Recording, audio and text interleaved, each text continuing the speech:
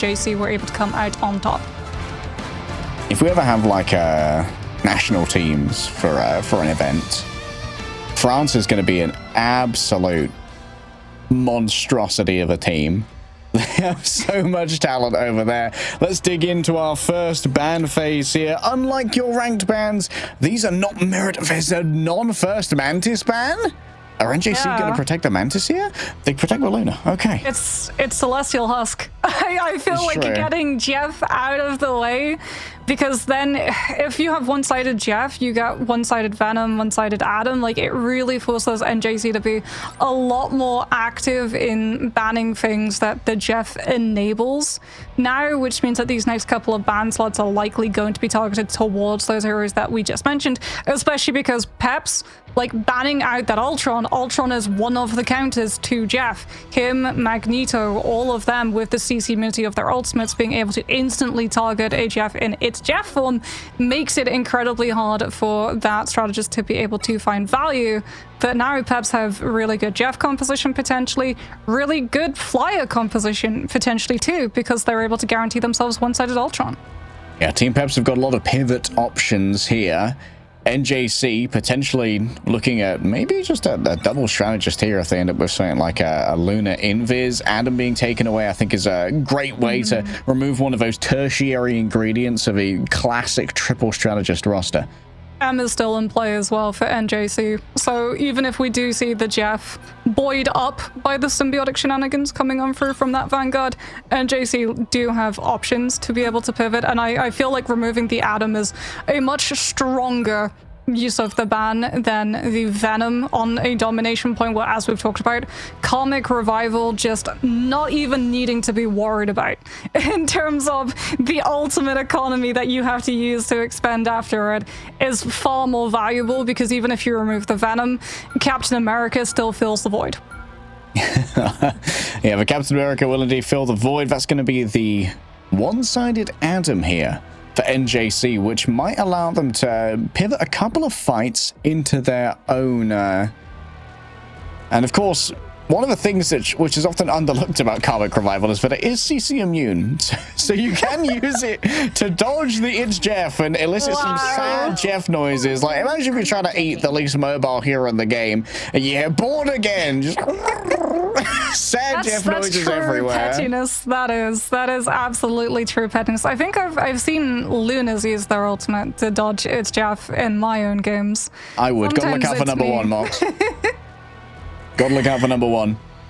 We can have a look and see what exactly these compositions are going to be. Yeah, with Peps being able to get Sloppo that Ultron, I mean, Human Torch is easily going to be a very strong duelist pick coming through from them, especially because they're able to remove the Jeff from the other side. However, you do have to worry about the Adam, as Adam does in his kit have components of hit scan, which means that if that Human Torch isn't playing around natural cover, he's very quickly going to find himself on the wrong end of cosmic clusters. Oh, those cosmic clusters. You can hold on to them for so long. Once you've got 5 charge time, you can hold on to that for like 10 seconds. Yeah. Mantis has made it through our draft for the first time today, so NJC are going to have a 12% damage boost advantage when it comes to their duelist matchups.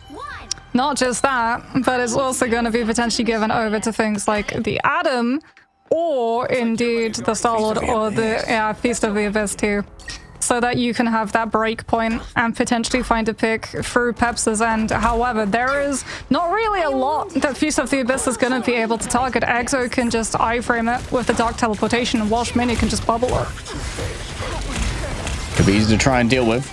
For now, Team Peps, they have themselves a speed advantage off the back of those bubbles from the Jeff. GG Free Loose finds himself surrounded by multiple members and afflicted with the Terror Cape, but is going to be able to get away pretty much scot-free as Sloppo moves on forward in conjunction with the Human Torches, claiming all of that space from the air. Pyro Prison ready to go if KQZ demands that it come on forth, but Sloppo's going to be the first one grabbed. The Counter-Strike should be good. The Light and Dark Karma can't keep Protoss sustained, but with only a singular strategist remaining here for NJC, they're unlikely to sustain themselves when faced with something like the, oh my god, like the Dark Force? My goodness, iMonkey falls down even with the pocket of the Cloak and Dagger.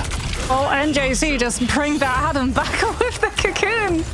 So they don't have to worry about running him all the way back from spawn. And still, this point has not flipped. Sloppo getting picked so early on does mean that Rage of Ultron isn't going to be the first ultimate up. Larry does have the Itch Jab, which will be able to pick up both the Adam and the Luna. Can he get them off of the map in time? Yes, he absolutely can. Doesn't need to go all the way over to the edge. Neither of them have a kit that can fly. And Peps off of the back of that should be able to find the win. Just being cemented essentially by the Rage of Ultron.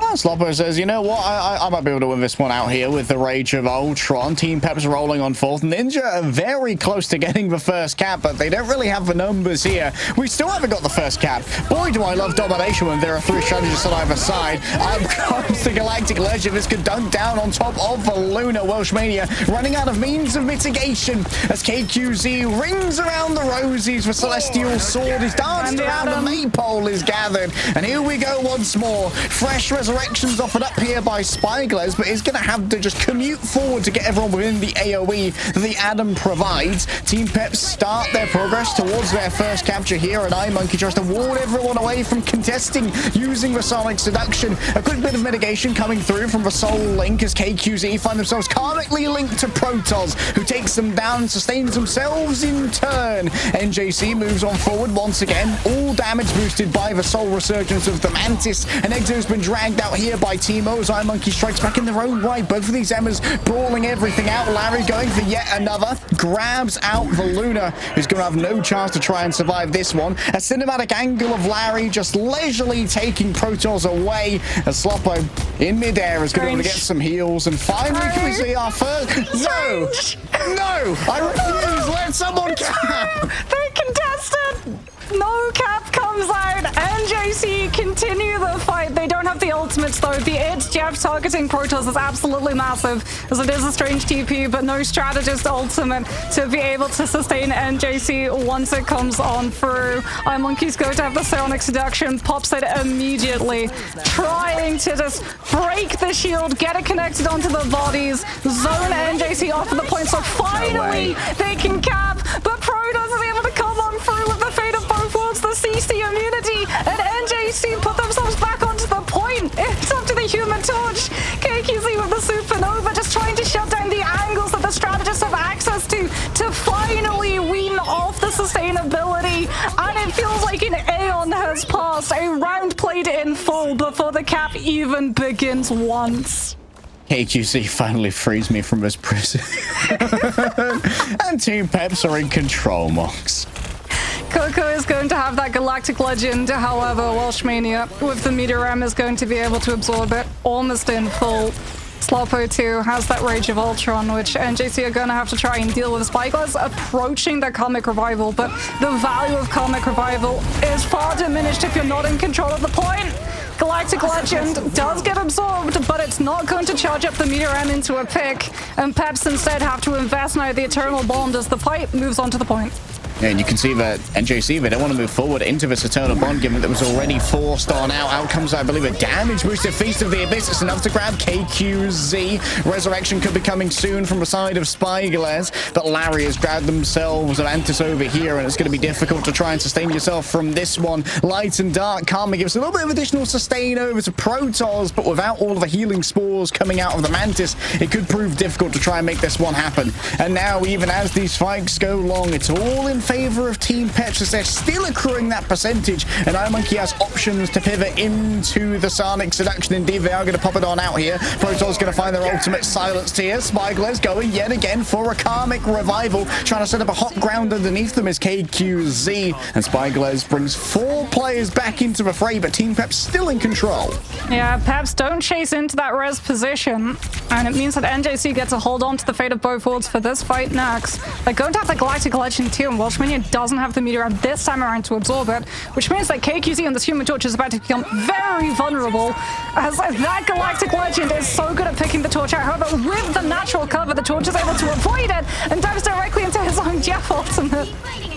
Well, it does peel for 2 people temporarily as Protoss and the Venom just fly after Welshmania. This could actually be a little bit of a turnaround here, and finally we have yet another cap coming through. NJC in control now.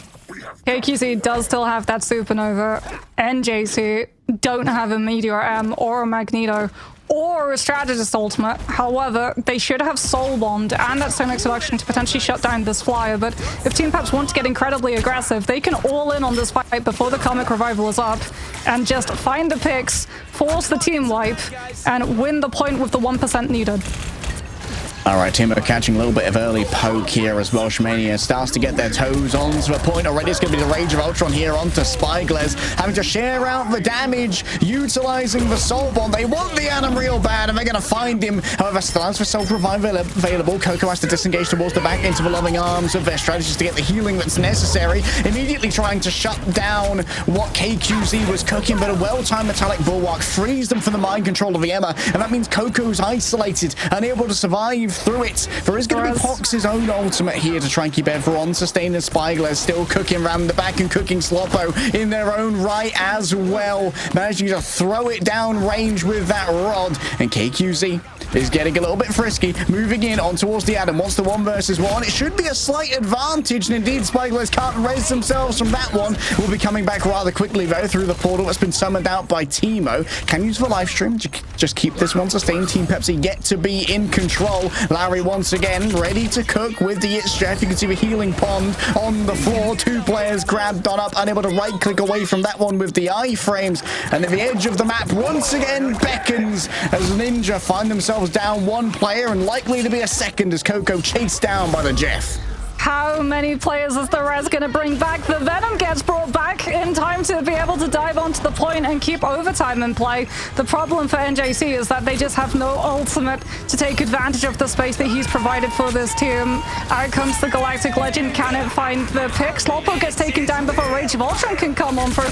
And hold on a minute, NJC, amped up by the Cosmic Yawn Amplifier coming on through from Protoss, managed to win the fight.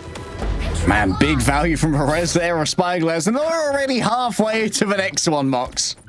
Exo is onto the Doctor Strange. Team Peps know that they get 1 opportunity, but they're going to have to use Portal to be able to find a touch rather than halfway through that fight. Feast of the Abyss has to be something that they worry about, especially because it's backed up by that Terror Cape. The Team Peps have the Rage of Ultron, and they just get to play aggressive. Great target focus there onto Pox. Spyglass still points away from that one. Timo 8% away from the Eye of Agamotto. Could get big value onto a team that doesn't have it amazingly. Oh, 4! Unbelievable from Timo. Getting it done in the neutral. There are no ultimates remaining apart from 1 Eye of Agamotto. The stuns only on to free lose for now. The follow-up unlikely to be there. KQZ stands by themselves, and while Spyglass will fall, there won't be much more than that. NJC turn it around. This might well be the longest domination map that we have seen in Marvel Rivals Esports history, as NJC take full advantage of the fact that Team Peps swapped Exo off of the EMEA and onto the Doctor Strange for the portal, which means that you don't have to worry about counting down the window of Carbon Crush and Diamond Form for that Eye of Agamotto. And then the second that, like you said, it connects onto 4 bodies, you've got a cloak to instantly follow up with the blind vulnerability into Coco on the Star-Lord, who so many players were clustered in that one space. 1 hit of Blaster Barrage, and they're all just melted. Yeah, it hits body and soul both, and they're taking that extra damage. It's devastating, and while you're taking that extra damage as well, the Dark Maelstrom can hit both body and soul to try and get those 1-taps. The follow-up was never going to be easy to withstand for Team Peps. What a clutch there from NJC. The question is, can they manage to win this first fight? They do have that Karmic Revival up and available, but we can see that Peps are changing things up. KQZ is off of the Human Torch and onto the Phoenix, which can play to pressure out both the front line, but also take off angles and keep up the pressure onto this Adam Warlock. But Larry falling so early on for Peps is devastating. The closer that they're stacked, the more that Cloak and Dagger would have been able to provide. And now they have to split, which means that they lose all the off-angle control, and the Adam is let loose. Yeah, the Adam has to get the quick res there to bring Coco on back. Peps have lost the high ground, no longer have the damage of the Namor either. They're just going to be relying on Welshmania to make it happen with the Diamond Form. Carbon Crush, that's a miss onto their compatriot here. Not so lucky on the other side, as Pox is easily able to shut down that backline. Both the Light and the Dark Force combined for a much faster first fight here in favor of NJC. Yeah, Welsh Mania this time is over onto the EMEA, so they sacrifice the Magneto pick off of the back of it, which then means that Galactic Legend from Coco gains some more value. Every single time Peps try and swap one of their heroes to deal with a different problem, NJC have something else that immediately gets to punish the absence of the previous. Hornet Proteus is going to be up and available. Larry 2 is going to be coming into that Eternal Bond. You can see NJC already starting to give respect to what this Namor is looking to set on up. As Slopo tries to send in those Monstro spawns and cut off the disengagement, but NJC, they baited it! They faked that they were disengaging to the back of point, and they boxed themselves in so that their backline is entirely untouchable. Yeah, Eternal Bond already used. That's going to be so much off the back of a combination of Giganto and the Phoenix with a beast force of Team Peps against Ninja. They managed to just carve through them. The Namor angle wasn't able to find anything with just the dry primary, but by boxing themselves into that small space, Hornet Proteus and Ensong Inferno ramped up in potential value, as NJC are actually going to be swapping Coco off of the Star-Lord now over to that Winter Soldier. So having the hook, being able to grab one of these players from Peps' side out of position while also pressuring the off-angle lane control with the Tainted Voltage to match up to both the Phoenix and the Namor. You can see that the regeneration domain has already been popped out here by the Loki as well. Like, so they're not going to be wanting too much for it, though. So they're going to have that second Eternal Bond off the back of a God of Mischief copy. All about the high ground control here to begin with, though. An early stun coming through as well onto the Doctor Strange. Still Welshmania stuck down on the low ground, and Teemo quickly manages to punish the end of that CC immunity. Resurrection coming on through. Exo going to be stunned on out as well. Maybe they could shut down the copied ultimate. Indeed, they can. All of the pathing on the floor is now punished away from Team Peps, and iMonkey slept in their own right as well, sedated by Pox after popping the most angry of Hulks. Protoss down on the floor, courtesy of Giganto, but the healing's going to be there, and guess who's surrounded? iMonkey going to find themselves unable to contest well in that immune form. Oh no, and here comes the mean stuff. Yeah, the sedation onto iMonkey, and then they're potentially going to try and body block. They get their freeze, and then potentially the EMEA as well, looking for the grab so that he doesn't get to find the environmental ledge. That's actually huge for NJC because they burned Karmic Revival to bring Coco back into the mix because he had a Kraken impact, and they wanted to be able to take advantage of the doppelgangers left up by Exo for those resets. And it means that NJC, their ultimate bank is somewhat depleted. They're going to be starting things off with just Sonic Seduction so that Peps don't get any space to try and take angle control and put pressure onto the backlines. And because they're just lengthening out this fight, lengthening out this approach, they get so much more point percentage. Okay, early use of the Cloak and Dagger ultimate here. Eternal Bond drags forward Team Peps. Larry's got to be careful not to be caught out here. Pox overwhelmed. Getting up close and personal with Athena can often be a very dangerous endeavor, even while within that ultimate of Protoss. Slopo manages to take down Coco as well. GG Free Lose seems to be cooking, going after both Slopo and iMonkey, but there are still too many members of Team Peps here to account for, and NJC lose control of a point. Yeah, they've got Hornet Proteus up to combine with Ensong Inferno as well. We've seen that Pox does have that Soul Resurgence with the Mantis to really give NJC the confidence to walk on forward. They've got both the Kraken Impact if they want to go for that immediate explosive beginning of the fight, but they've also got Karmic Revival. However, Peps, if this fight goes on too long, if NJC aren't able to set themselves up because they're looking to control a better angle for their Atom, we're in final fight territory and they might lose a player early and be forced to burn Karmic before they want to. Alright, it's down to a hold to keep this one contested. You can see already the Diamond form is used. Out comes the first stun, grabs 3, but it's not combined with KQZ, so no creature combo this time around. Welshmania already grabs one here with the Sonic Seduction. Coco seduced in their own right. KQZ manages to break free as Team Peps rely on that Eternal Bond to keep themselves in a safer position. The Hulk in the back causing absolute pandemonium and opens it up here for Welshmania. Spyglass has their ultimate interrupted, unable to revive themselves in time, and there's no one to touch. Team Peps control the point well by utilizing their ult bank, and we're going to a third sub-map.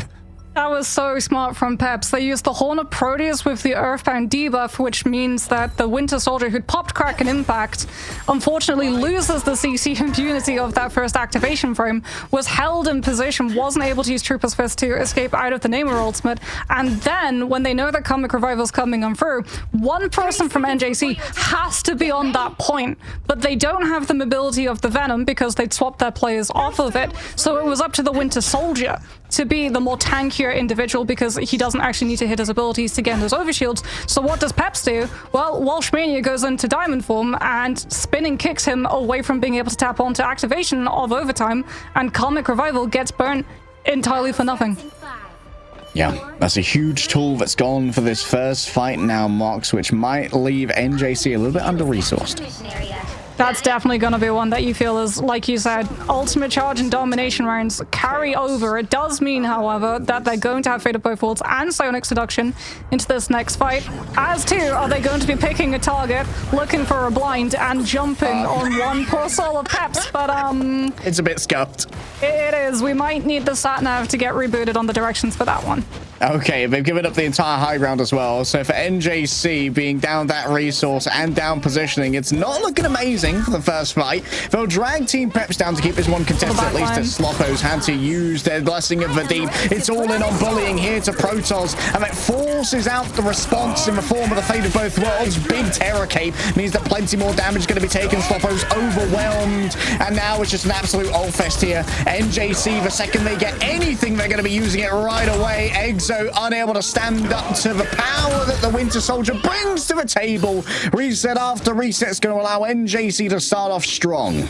And that's why we saw in previous fights Horn of Proteus being used specifically on the Winter Soldier to be able to shut that one down.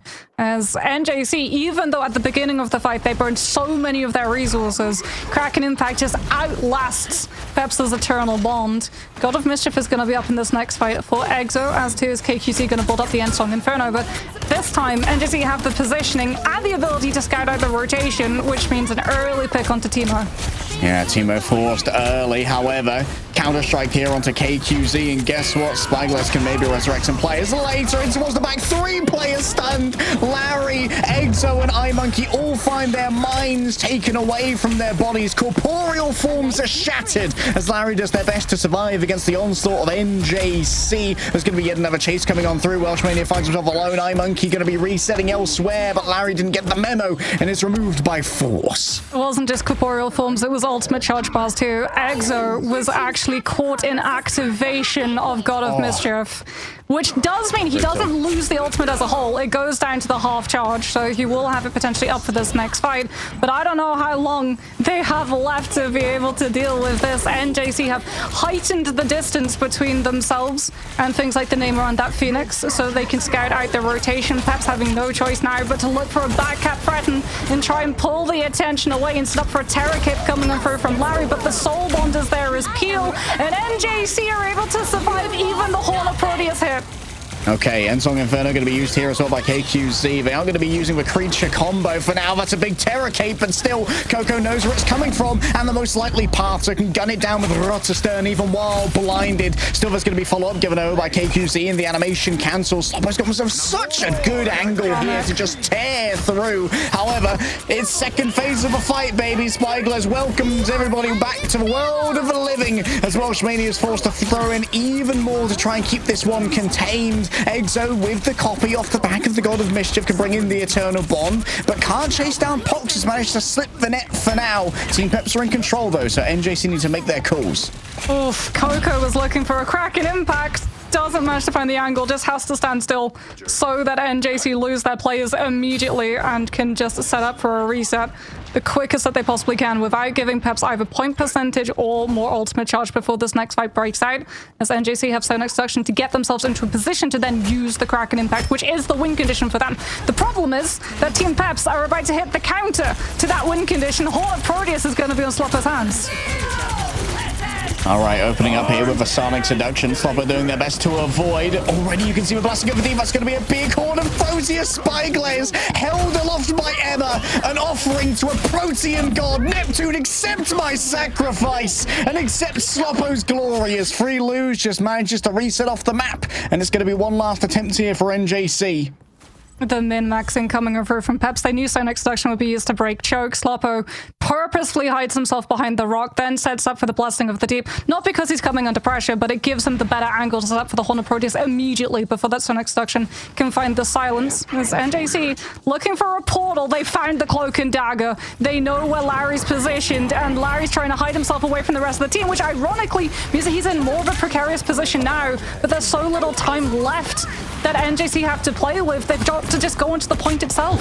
An early portal for NJC, but honestly could have just walked that one up. Oh my goodness, the instant stun onto iMonkey. And you can see the shielding off for the heals here as well from GG Free Lose. Great heads-up play coming through from NJC. So iMonkey's going to fall here. Down on the main tank, Welshmania's going to find themselves alone. Tries to stop the ascent here for Doctor Strange. Multiple members going to find themselves controlled, and it's going to be exactly the same here for Doctor Strange. Welshmania can't afford to be overwhelmed, so the healing comes on through in the form of the Eternal Bond. Protoss drags everybody forward. KQZ happy to disengage back up onto the higher ground. For now, it's just a spectator game for Team Peps. They're waiting for iMonkey to return, and indeed you can see that he's got his feet on the point right now. Coco given over with a little bit of a damage boost coming through from the Mantis. Welshmania overloaded. Sloppo towards the back. Seems like they can't get too much yet. They're 2 stuns off the back. Teemo's going to be the final victim. An unbreakable guard coming through, and Exo's got themselves a second ultimate towards the back, but Resurrections bring NJC back into the main thoroughfare of the fight. The Ultron's under so much pressure. Daggers of the Dax stab into metallic flesh, and NJC seem in a position to take this one away and upset over Team Peps on map number 1. Oh, the res, it's a race. You have to find the pick onto the Adam Warlock. The longer that fight goes on, the closer they get to setting up the res. And then even if you find the pick onto the Adam, you have to worry about Coco coming on through with the Kraken impact. This is the danger about fighting a Comic Revival fight in overtime, because the rule when you're fighting into Comic Revival, you can't burn your entire ultimate economy before that Comic Revival comes through. The enemy team want to burn as many ultimates from your end as they possibly can before Comic Revival, because now they essentially get a full reset, especially in overtime, because if you step off of the objective to chase down where that res is, you've given up objective control. You lose in overtime because you don't have bodies on the point itself. So it's just not only a full revive for the team, it's a full heal for the team, which then allows them to have better angle control too, because they're coming from all of these different directions, and the Winter Soldier can find those openings onto the Loki doppelgangers with Kraken Impact, as opposed to Peps, who are having to just fortify their position on the objective itself.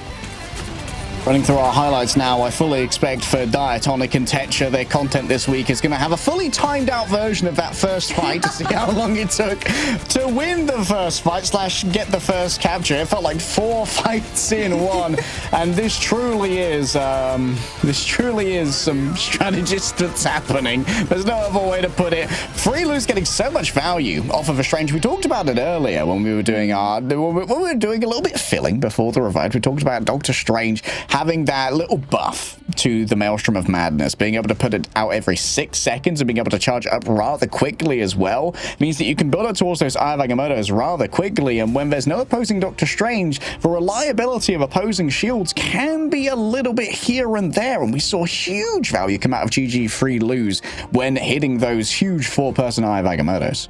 Yeah, I think as well, it was the reliance on things like Horn of Proteus to be able to shut down Kraken Impact, because you had a Loki, which means that even if a defensive ultimate is coming through from the side of Peps, those doppelgangers are still going to go down, which then affords a prolonged 7-second window of reset for that Kraken Impact to continue.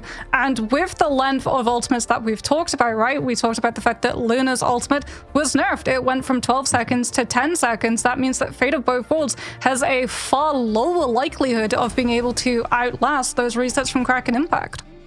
Well, we'll have to see if Peps can outlast NJC in this series. They get to pick where we go next after this break.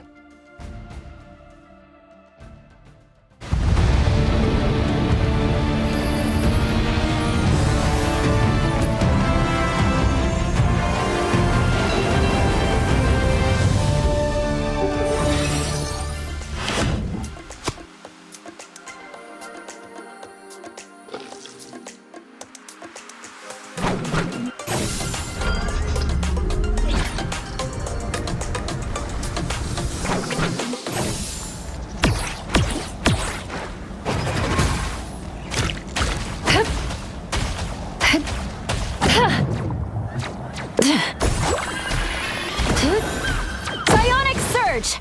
Force Burst! Disappear!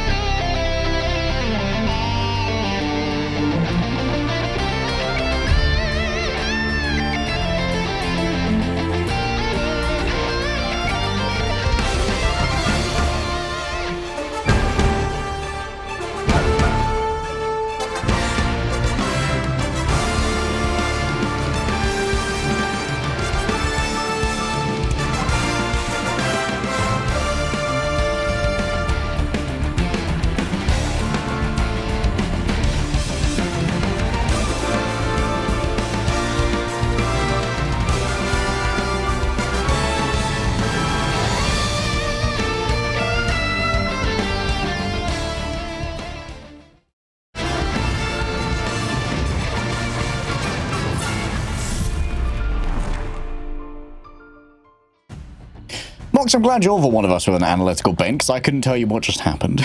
Celestial Husk goes the way of NJC over legacy competitors Team Peps. But now Team Peps gets to decide where we're going, and surely this time Adam's getting banned. I mean, Adam or Doctor Strange, to be entirely honest, because especially that first cap fight coming on through, yeah, a lot of the time that was allowed to build the comic revival positions coming on out was the Doctor Strange portals successfully allowing players to stagger themselves onto the point, even though we didn't have things like Venom to be able to come on through. As long as one person was on, comic revival was always going to be able to find the value that NJC were looking for. And I mean, it's Peps, they're down one. I would assume we're going to be seeing a convoy map come through immediately afterwards.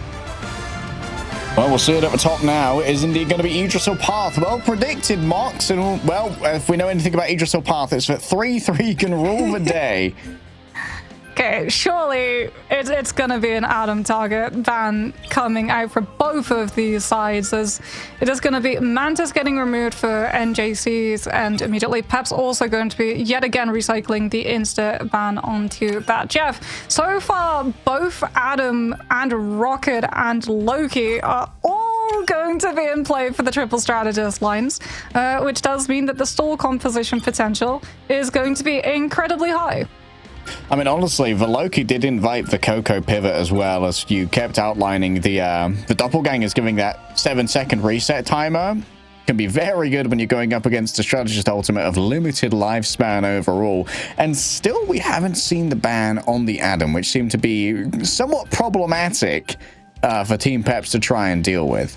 Well, there's the Doctor Strange ban that we were expecting to see, given the fact that, as we talked about, the strategy for these convoy maps, if you're defending, is that you take the first fight, you try and stall it out for as long as you possibly can. You either win off of winning that first fight for the entire round, or you start losing it. Everybody then goes onto the objective, make sure that you get taken down on it, and you set up a teleport to come in immediately afterwards for Yggdrasil as well. Having that teleport in play allows you to instantly take control of the high ground adjacent to the point, which a lot of the time means that the attackers lose their momentum. However, with it being a Doctor Strange ban, that does free up the save for the Atom, as we can see that NJC, they're not thinking necessarily about removing heroes from the defensive side.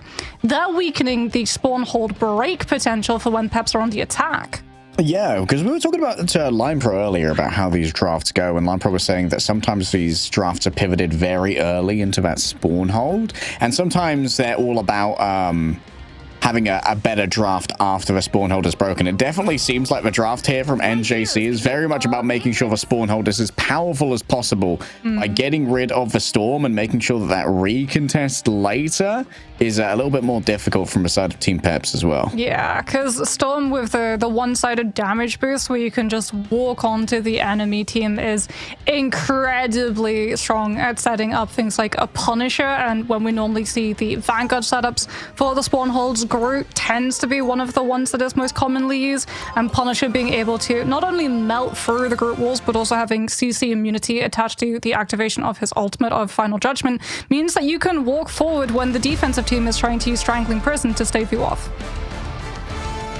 All right, let's get stuck into Yggdrasil Path. And, well, once again, I'm going to be looking for something like a Punisher, like a Moon Knight, maybe even a Skrull, or a Thor Moxie to try and break that spawn hold. Given that Storm is off the cards, there's a non-zero chance to break the spawn hold. We see something like a Wolverine, and they go for the relocation method rather than the raw damage method that's usually enabled by the aura damage boost of Storm. You're really trying to pigeonhole that pick, and I guess it would be more suited and appropriate if it was a Raven for the position of Asgard that this fight is going to be taking place into, as we can see that NJC, well, they were taking notes on that last Yggdrasil. They've already got that Wolverine out, as well as the Storm for themselves, to have all of that one-sided pressure onto both the Vanguards, but also managing to utilize these Groot walls and block off LOS from the strategists, forcing Peps even further back. Yeah, it looks like Slopper was actually taken out of position, wasn't in range of the battle recall beacon. Coco getting dangerously close to that Groot, and you know how this one ends. You've seen it a million times before, and that might well be a free resurrection there off the back of the battle recall beacon. Stops the Atom self-res though, so a lot of space is going to have to be given away here by Peps. Oh, Exo gets picked as well. That is at least going to be a refresh on the BRB, as it refreshes instantaneously when the rocket is taken down. But look at the amount of room that NJC have been able to find themselves. And Team Peps really banking on being able to keep that spawn hold going a little bit longer. It's a race against time for the attack a lot of the time, because you have to win the fight before the Atom is a good way to that Comic Revival, because now you just control the angles that Comic Revival could be positioned. Okay, QZ is only halfway so far, and already the Omega Hurricane's coming on out. Coco's going to start carving on through. Everyone shares out the damage, yes, with the Soul Bond, but that just means you're sharing out all of this metal damage. Only a twisted metal salad remains where once Team Pep stood ready to try and contest this point. And well, the first point shenanigans are already over. This is the first time that we're getting to see any part afterwards of first on the Yggdrasil Path Convoy for the EMEA stage. And a lot of it, again, comes off of the back of NJC's ban drafts, where they removed the Doctor Strange, that Peps can't portal back into that second fight and start having the Atom poke up to build Comic Revival before NJC are able to find the team wipe. Now that that spawn hold has been broken, it's off of the free comp and onto the 2-2-2. Look how far they took it. That is a ridiculous ultimate from Coco. Seems like it's going to be punished, though. Forces Exo to use the invisible boundary, and Exo was actually grabbed out of it there with the strangling prison from GG Free Lose. What a absolute showpiece game we've been seeing so far from GG Free Lose. Yeah, Peps just fall off of that high ground directly into the strangling prison. Protoss does make sure, however, with the Eternal Bond, that NJC are able to keep up with Peps trying to play as aggressively in the face of the attacking team as they were, which does mean that Eternal Bond is not going to be up to counterplay the Kraken Impact. The problem for Peps is, did they get the space to get that Winter Soldier into position before NJC gets second? Oh, Timo, well pocketed here. The care is good. The Meteoreum up above doesn't manage to grab too much, but maybe some resets have come on through here from Sloppo's ultimate. Spyglade's going to be resurrected, and yeah, Sloppo's starting to chain them together. A little bit outside of the culling radius, though. In comes the Ensong Inferno, unable to be taken down in time, but still Team Peps, it's a mad scatter to get onto a point as it's so close to completion. GG Free Lose is claiming so much space, and well, in the end, Rotterdam reigns over them all as Team Peps retake off the back of some excellent duelist play. Yeah, Kraken Impact being up and no Strategist Ultimate being available for the side of NJC. Nor even a one-shot potential with a Meteor M, or potentially trying to crowd control the Winter Soldier's position with that Strangling Prison. As we can actually see, the swaps are going to be coming on out. It's going to be Coco moving over to that Namor to provide an off angle, which is going to draw away a lot of the pressure from the rest of that team's core as they move from that front side. They attempted to pick. Unbreakable Guard used by GG Free Lose as a response right there, and Spyglass back over on to the Adam. Peps, though, they're not getting to hold as close as they were because of this pressure splitting from that Namor, which means that their EMEA isn't in a great spot to utilize that Psionic Seduction. As we can see that NJC have been able to successfully poke Spyglass back onto that Adam, is building Karmic Revival within this fight. All right, Welshmania opens up here using the Sonic Seduction. Multiple players going to be afflicted by the culling aura. If any of them fall, it could be a reset, but it seems like everyone's going to be cleansed. The time was not met. Meteor M good to go. Teemo slams down on top of other players who are already weakened by the Giganto strike. No resets here for Sloppo, though. Already the damage has been done. The resurrection's going to come through rather quickly, though, as two strategists fall, crushed under the metal management of Magneto. Overwhelmed potentially here. The EMEA could be. Welsh desperately needs a little bit of healing. You can see that there's an attempt to cut it off using the metallic curtain that was drawn on up there by the Magneto. Still, there's not going to be enough to try and make it through here. GG Free Lose runs out of overall uptime. The Ensong Inferno can't be downed in time, but Coco going to try and catch the other side instead. Berserk Squids are doing a bunch of damage, and Free Lose is there to follow up as well. But still, Team Peps, they're so close to their spawn that their reinforcements are coming in no time at all. Welshmania is bubbled by the metallic bulwark, allowing them to safely channel their Sonic Seduction and shut down the momentum here from Ninja, even as one player gets stunned by the strike of Giganto. It's not going to be enough, though. Peps are going to be able to recommit back into this fight with Invisible Boundary and Kraken Impact. NJC, it has to be an absolutely huge connection of this Meteor M, finding the pick that it's looking for, but it looks for KQC instead.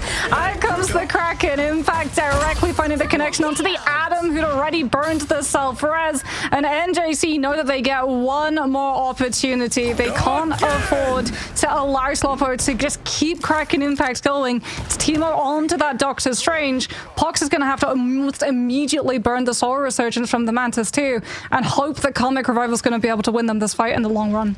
Interesting that Teemo's already swapped over onto the Doctor Strange here, considering that maybe a player who fell early could have been the one to move over and channel that pentagram of Ferrella to bring everyone back. Still, Teemo's going to be putting themselves in dangerous positions on the front line here, so we're likely to fall first anyway. Extra speed given over here already by the Mantis, an attempt to try and chase down KQZ as they're exiled away temporarily by the Hulk in towards the back line, sharing out the damage via the Soul Link itself. Larry on the disengage. Light and Dark Karma means that the opposing Luna's going to have plenty of sustainability here. Oh, KQZ was stunned by the grab of the Hulk on the way on over. In comes the big whale. That's a huge impact given over there by Coco. GG Free Lose gets mad at being denied so long in this position. Welshmania is going to be unable to make their way towards Tooth Gnasher and Tooth Grinder, as finally the time of day here on Yggdrasil will change and the cart rolls forth. Yeah, and if you're looking at the Hulk in the back line, you're not present on the front line, so NJC will be able to pick up second. It's smart as well for them to not go for the teleport recontest, because they had to hold on to Soul Bond in the likelihood of needing it to stabilize after Karmic Revival had been cast on the side of Spyglass. Plus, it means the teleport would have been up, even if that fight continues and you need to get one person back into the fight a little bit faster. Welshmania does have Psionic Seduction. NJC have to position accordingly in anticipation of it, because if they get seduced into it, it will be seduced directly into a Kraken Impact follow-through. As the Eye of Agamotto from Teemo finds KQZ, and they think that this is their opportunity. Aggressive Karmic Revival to push directly into Peps' side. Shield available as well here from GG Free Lose if the remainder of the team need a little bit of reinforcement when it comes to that meatiness. Sloppo looking for an opening here to try and use their own ultimate, a quick exile onto the opposing Magneto. You can see that Soul Bond's already been used here to share out the damage, democratize it amongst the NJC roster, and Protoss still has their emergency ultimate in the back. That's going to be the fate of both worlds. Already popped out. Sloppo and Monkey both already fall, but KQZ waits patiently here. It seems like they've been tracked already. 5 players get raised, but KQZ falls down in their own right. The healing's going to be good from Larry as KQZ can res themselves. 6 players give it on over. Timo with the double. Coco follows up even more so. Protoss is overwhelmed here by Sloppo. A disengagement. It's given over by the metallic bulwark. Timo could be overwhelmed as well. Rotter Stern just keeps hitting headshots after headshots. One after the other. Frag after frag. Sloppo's nowhere near the cart, but GG Free Loot is the one who has to keep that one contested. A mid-air uppercut to stop gravity's embrace from dragging the Hulk down to the objective. And NJC are finished early. Yeah, but I mean, they got so far in comparison and contrast to what we typically see on convoy maps. And remember, NJC, when they approached the draft system, they went at it from halves. They weakened the spawn hold and the potential for Peps to be able to come back into those fights quickly by taking out the Doctor Strange, but they also weakened the spawn break by removing the storm potential. This could well be a 2-point push from NJC's end into a full hold first against Team Peps. Yeah, this draft definitely prioritizing making Peps' attempts to break through a spawn hold a little bit toothless. Oh, they're running the Loki. What's worse than one comic revival fight, Harry? 2 comic revival fights. Dare you invoke the ancient evil Smox? We were so close to freedom. We were nearly there. We just saw Triple Res leave. Yeah, well, we did just see Triple Res leave, but if you add a rocket, then mathematically, you can still have Triple Res. Do you enjoy breaking my spirit? I'm a strategist, main Harry. I literally live for these kind of conversations. There it is, the fastball special coming directly up, and it finds its target onto the Magneto, instantly deposited into the entire team. Yes, I don't find the pick, but look at the amount of resources it's forced. The force physics, the bubble, the Groot walls, they've all been burned. Oh, no battle recall beacon either from a rocket, so it's going to be a while for iMonkey to try and return to the fray. GG Free Lou's going to fall as well, so we're likely to see NJC already pivot over to something like a strange TP. However, Timo's going to be the last one to fall, which means there should be a good amount of free push gained. Yeah, that's a very strategic stagger coming out from Peps to target the Doctor Strange last, so the teleport, like you said, comes through. Very much delayed, because this now is going to have a run-on impact into how much ultimate charge Protoss and Coco have available. KQZ is actually going to be ahead of charging up that first Karmic Revival, so we can see NJC are going to be setting up the port to take high ground control. Slowpoke was waiting, just lying there, wanting someone to walk through, and he finds his target. There's the Doctor Strange. And Metallic there's the Soul Bulwark. Bond. Yeah, Metallic Bulwark and Soul Bond both used there to try and save Timo from a fate unsaid. And Slowpoke so close to that last stand as well, can try and reposition any players. NJC are still so far away from any of their strategist ultimates as well. GG Free Lose under massive pressure here from Welshmania. Forces out the counter usage of the Soul Bond from the side of Team Peps to try and survive this one. Big stun onto the Eye of Agamotto. Huge heads up play there from Sloppo, and manages to follow up in the aftermath as well. Big brain Wolverine. Yeah, just a comet hurtling through the night sky, managing to find the uproot on the Doctor Strange, just getting the CEC knock up, which means that he goes to 50% Eye of Agamotto charge. And that was the portal fight too. Peps are going to have maximum bodies on the convoy as well, so that NJC, even if they swap to something like a Venom or a Spider-Man, wouldn't be able to actually have a contest, and it looks like they forego it entirely in favor of better fortifying their position into this next fight, so they have better control of corner as we head into the poke phase. But crucially, Peps, they've got the longer lasting sustain. Even if they lose players here, they've got the Karmic Revival. They're not even going to need to use it, because they just burn the invisible boundary and keep everyone up with that. Oh, this is a brutal combination of ultimates. They cannot stand up to the contained damage, and now Protoss is dragging everyone forward, yes, with the Fate of Both Worlds, but there's only 3 players who can benefit from it. iMonkey's still going to try and invest here. They want to shut down Spyglass. No resurrections this time, in the immortal words of Thanos, and Team Peps continue rolling forth. NJC were trying to gut the momentum of the attacking side off of the Strangling Prison. So Peps, instead of disengaging and losing those players having to burn out the res, not have it to mirror Spyglasses, they used the invisible boundary and the additional slow to catch more picks on the side of NJC, which feeds perfectly into inability to escape both the Emma and the Wolverine. Sloppo's got another last stand, which is horrible news for NJC to have to deal with for this group.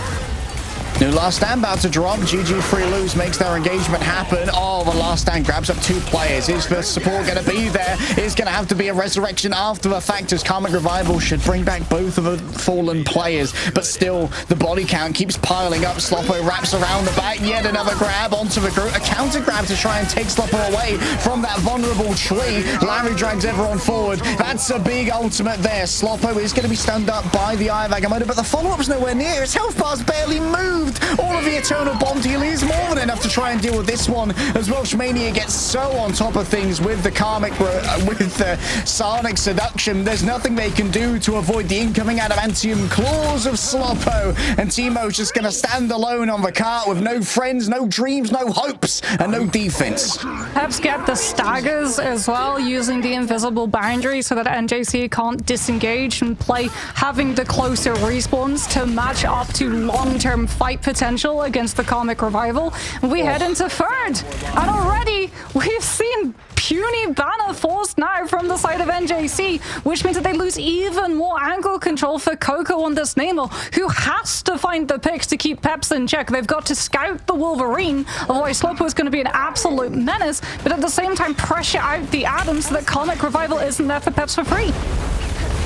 Yeah, so many things to try and consider here. Peps are in a commanding position early on. Sloppo's just carving through this roster so quickly. 100 rage, by the way, and that's going to make the last stand all the more dangerous to try and deal with. It's been earned, but does it need to be used? Already the damage has been done to many of the NJC. No resurrection necessary, but still it's going to be invested here by KQZ. They don't want to let off the gas. All gas, no brakes here for Team Peps. It's pedal to the metal.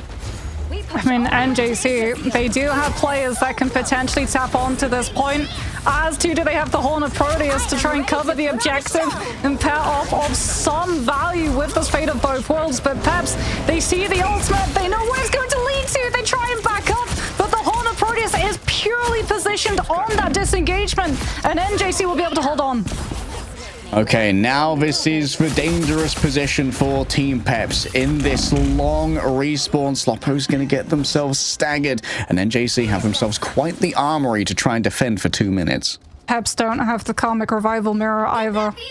And NJC, yes, they don't have a lot of room to be able to give because that objective is so close to the finish line, but they can still keep their Adam a little bit safer away in anticipation of Peps trying to play aggressively. They're going to try and chase down this Magneto. They want to burn out that Bulwark so that the Wolverine can find way more value with the ultimate.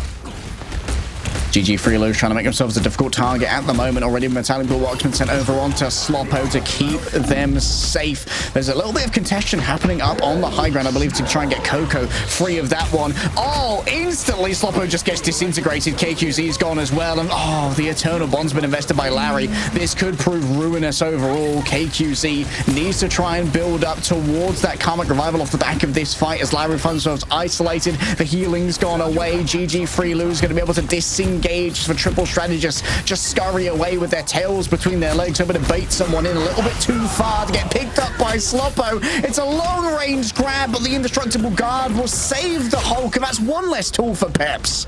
KQZ also doesn't have access to the regeneration cocoon. He burned it in the fight before, so even if Karmic Revival comes through, if the Adam gets picked in the ultimate, it's gone early in comparison to NJC, whose will continue.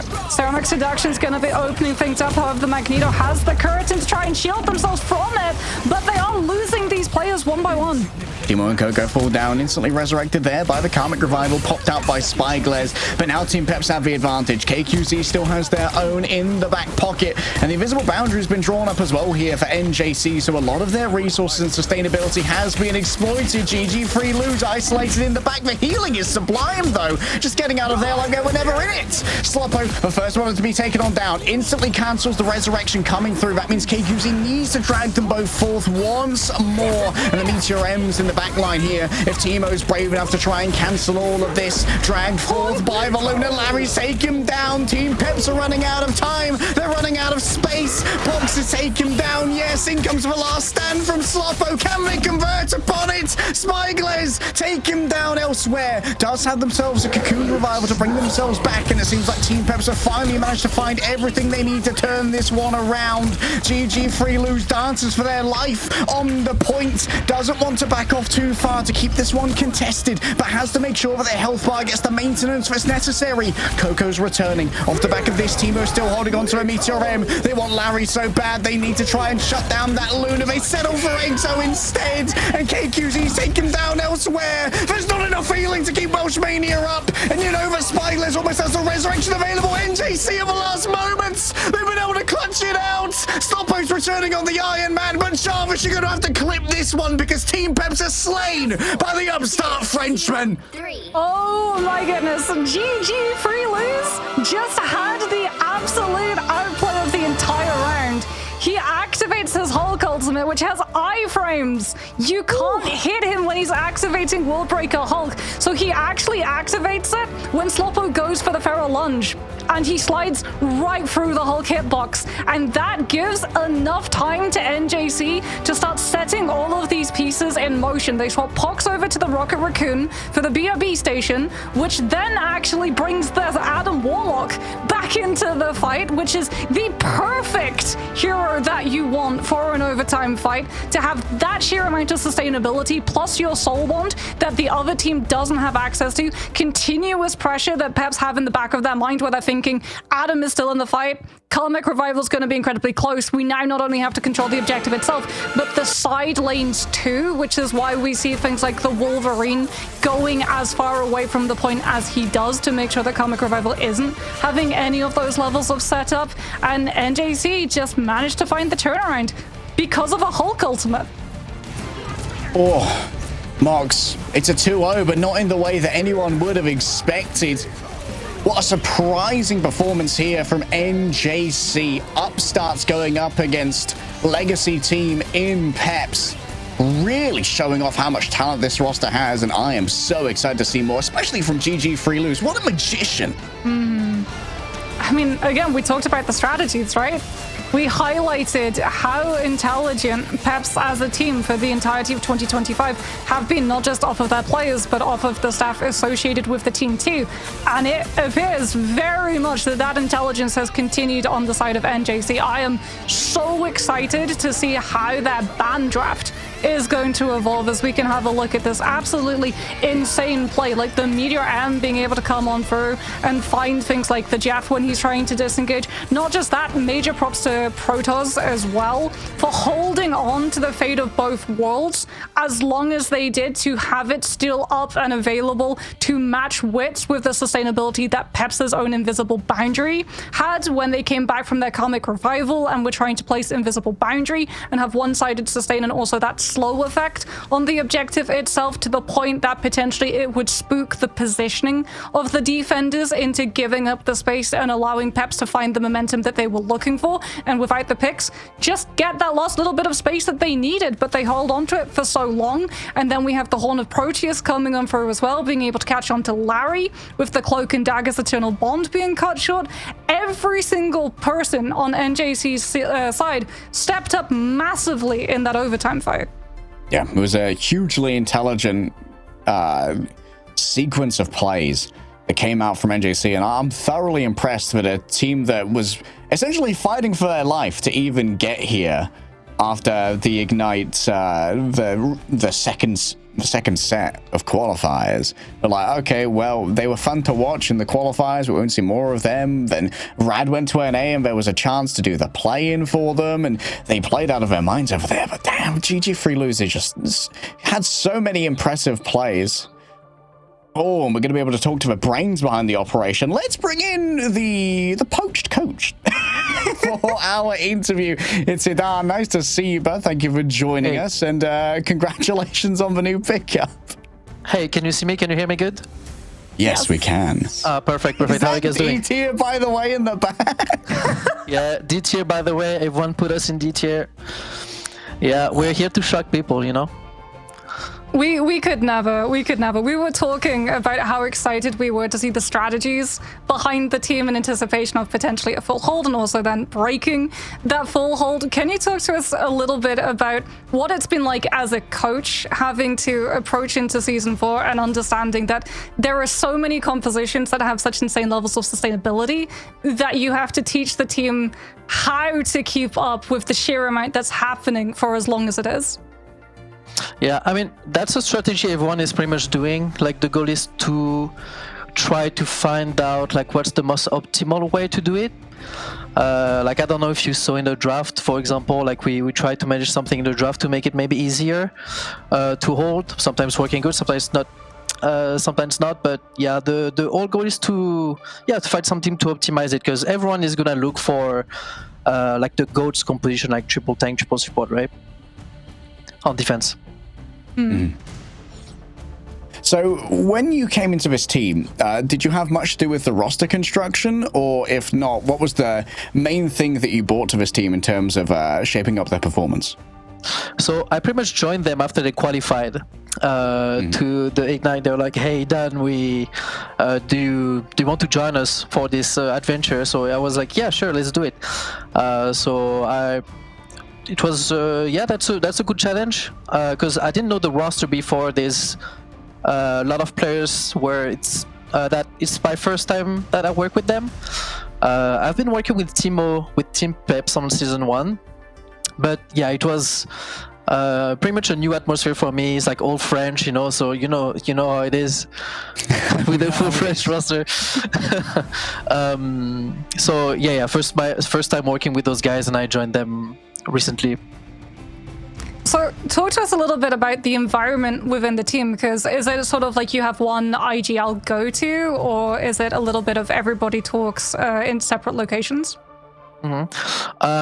Yeah, you're right on the second part. Like it's about like everyone, like depending on who has to make the play, pretty much.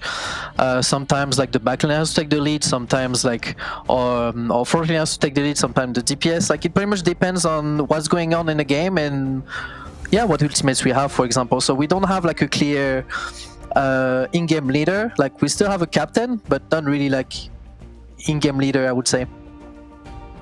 So let's zoom in on this D tier, by the way, Sign. I know that a lot of tier lists came out from some of the players. So is there any team you particularly want to beat for consigning you to D tier? Well, it was definitely Team Peps. I think they definitely underestimated us. I feel like it felt like their strategy was to ban every single GG free lose characters. So they're maybe trying to force us to play something we're not comfortable, but we're prepared for this matchup, and yeah, we're definitely looking to win on this one. That was a really important match, yeah. So, speaking to you as a coach, a lot of what we heard in Stage 1 was that you could lose every single neutral fight, but win every single ultimate fight and still win the maps. Because of how long these fights are going, do you think that's still actually true, or has the impact of neutral actually now taken more precedence? It depends on what composition you have. For example, I feel like the neutral is really strong with Adam, for example, because he has a really strong ability, like the Link ability it's amazing to play with. But it feels like on neutral, it's all about finding some good setup to sustain until you have good ultimates to play with, if it makes sense. So thank you so much for joining us and giving your insight here, Dan. Congratulations on the most important win. Let's congratulations on C tier, buddy. Yeah, let's go. We got C tier. Maybe next week will be D tier. We'll see. B tier. Sorry, we'll see. Yeah, moving on up in the world. That was Hidan, coach Thank you. of NJ.